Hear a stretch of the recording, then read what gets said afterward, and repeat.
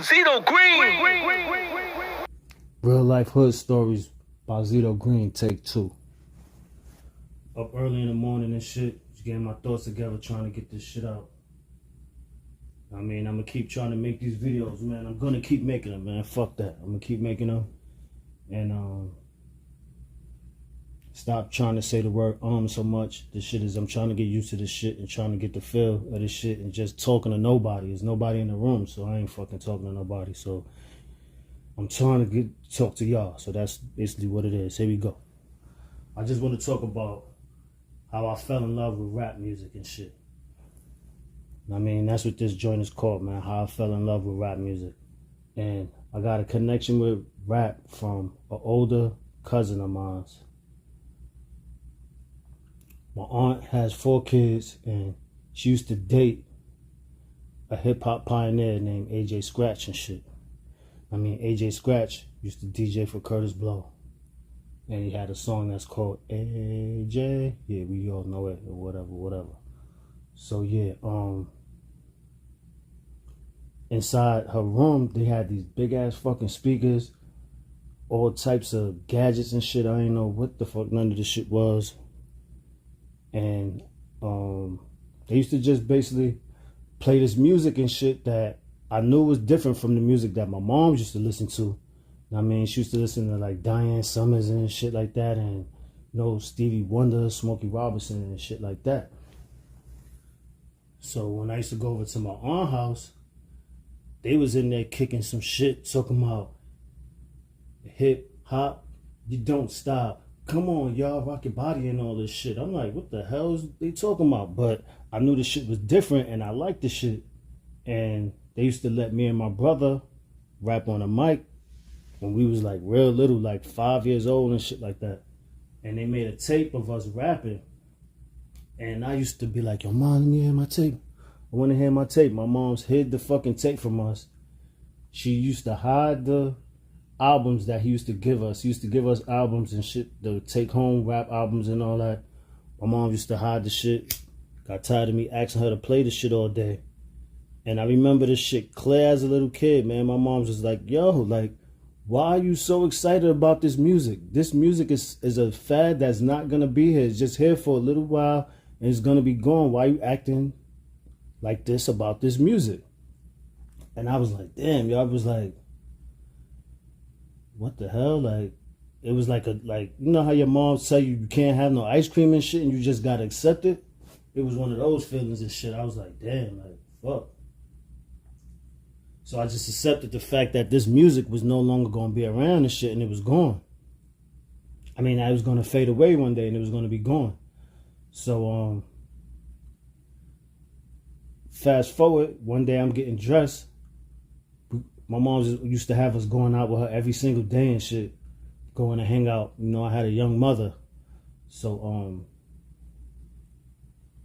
we on our way out the crib and shit, and I hear this song come on. It's like, do do do do do do do do do do do. 2 years ago, a friend of mine asked me to say these MC rhymes. So even as a kid at like 7 years old or some shit, I'm like, yo, hold up. I recognize this shit. Like, this sound like that shit that they used to do in the park and shit. I mean, my big cousin used to take me in the park.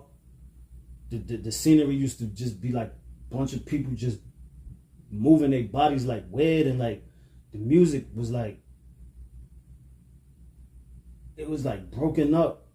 Like, the music used to be used to play repeatedly like a broken record. Like, the song didn't go like that, because the music part was going for a long time. So it's like, yo, what are they doing? Like, and then you just hear the voice on a microphone, like an echo chamber. You can't even understand what the fucking nigga's saying. He's like, be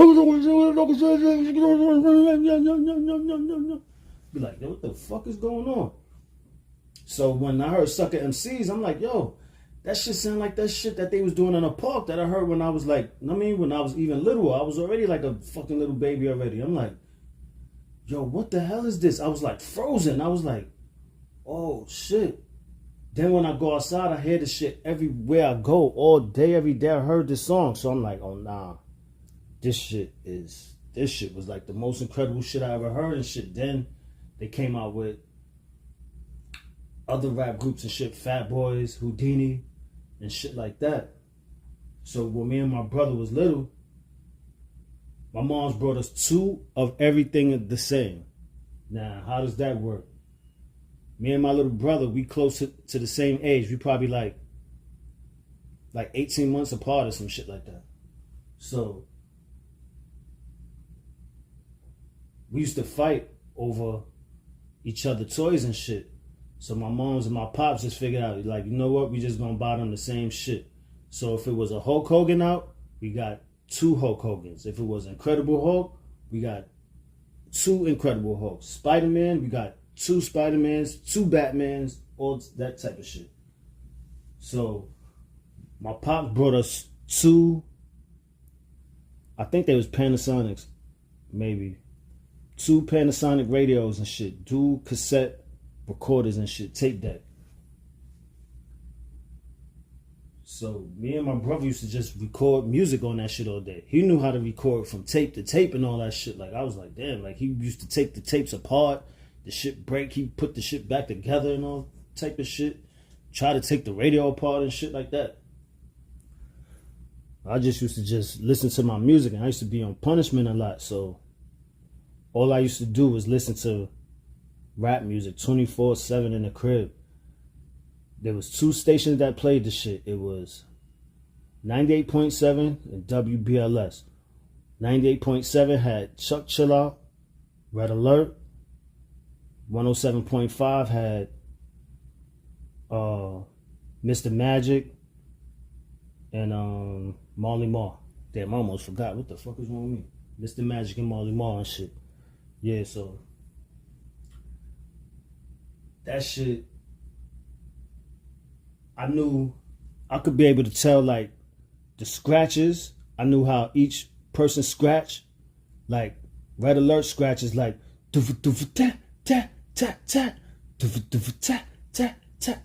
Marley Marl's like, I mean, that's how much I used to be into fucking hip hop at that age. Like, I could tell, like, the scratches. I knew what songs was gonna come on. Like, after a while, they started programming the fucking radio shows. I knew what song was coming on next, so I knew I could jump to what station to the other station or whatever like that. So yeah, let me light my spliffy. But yeah, so yeah, that shit just had me wilding. Like the feel of hip hop, like at that time, was like Ultramagnetics, Boogie Down Production. We had the Jungle Brothers. Yeah, the Jungle Brothers was like one of my favorites because, I don't know, the Jungle Brothers just reminded me of the Bronx for some reason. Like, real Bronx niggas or something. Like in my mind, they was like from Webster or some shit like that. Webster Projects, just, I mean, dudes had nice flow, all that. Like, their music was official back in the day. They had this song called Jabrowski. That shit was Killer the Game. I was in elementary school listening to that shit. So around my block, they had the older dudes. They was older to me. They was in junior high school and high school. I was in elementary school. So I used to come out in front of my building and they'd be playing the Stetson Sonic joint. Bang, bang, boom, boom, bang, bang, bang. Playing that joint. So one of my mans one day, older, he was in high school and shit, he played this tape and the shit was called Slick Rick and the Kango Crew. I'm like, yo, this shit right here is crazy. You had a beatbox who was Dougie Fresh and Slick Rick, of course. And Slick Rick got these stories and shit. Like, the nigga was talking about like he was fucking Vanessa Williams and shit. She was a black woman that won the Miss America contest pageant back in the days. And like he had stories that he was fucking like an Indian chief daughter and all that. Like, shit was crazy. Like, these stories that this nigga used to be talking about in the fucking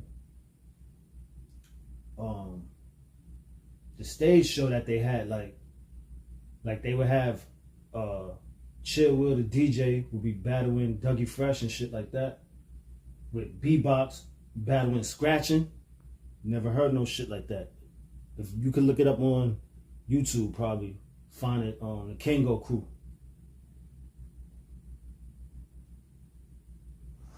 I heard that shit like 5 years later on this nigga Slick Rick album. Like, it was bad years later. I heard that these same songs and shit I heard as a little kid and shit. I'm like, yo, these the same fucking rhymes this nigga used to be kicking and shit. Just as monumental though. Word. If it's something you want me to, want to ask, any questions you want to ask or something or shit like that, put it in the comments.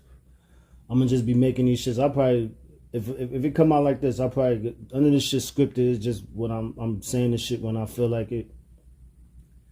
And maybe one day I'll sit down and fucking give y'all a real scripted story and shit. But for right now, I'm gonna just sign off and let it marinate like that, you know what I'm saying?